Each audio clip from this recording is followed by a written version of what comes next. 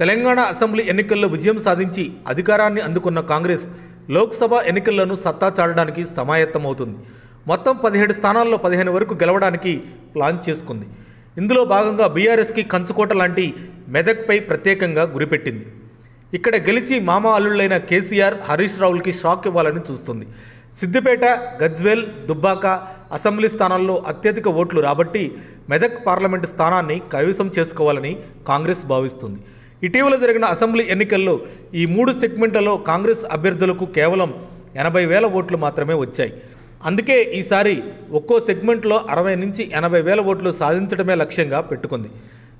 మెదక్ లోక్సభ పరిధిలో మెదక్, సంగారెడ్డి, నర్సాపూర్, పటాన్చెరు, గజ్వేల్, సిద్దిపేట, దుబ్బాక అసెంబ్లీ స్థానాలు ఉన్నాయి. అసెంబ్లీ ఎన్నికల్లో మెదక్ మినహా మిగతా 6 స్థానాలను బీఆర్ఎస్ గెలుచుకుంది. అలాగే సంగారెడ్డి, నర్సాపూర్, పటాన్చెరు స్థానాల్లో కాంగ్రెస్ అభ్యర్థులు మంచి ఓట్లు సాధించారు. కానీ మిగిలిన 3 చోట్ల నామమాత్రంగానే ఓట్లు లభించాయి. ఈ నేపథ్యంలోనే సిద్దిపేట, గజ్వేల్, దుబ్బాక నియోజకవర్గాల్లో కాంగ్రెస్ పార్టీకి అత్యధిక ఓట్లు వచ్చేలా ప్లాన్ వేస్తున్నారు.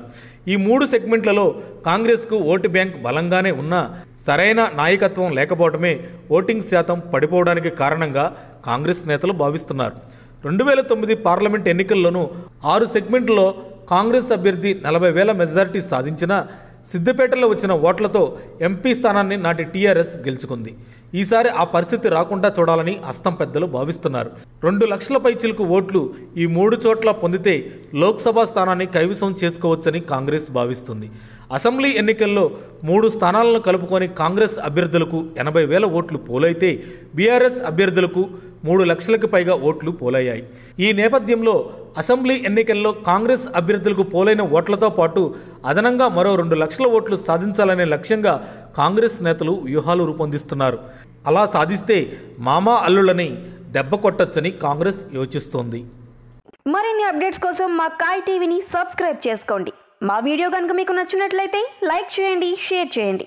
మీ విలువైన అభిప్రాయాలను కామెంట్ బాక్స్లో తెలియజేయండి.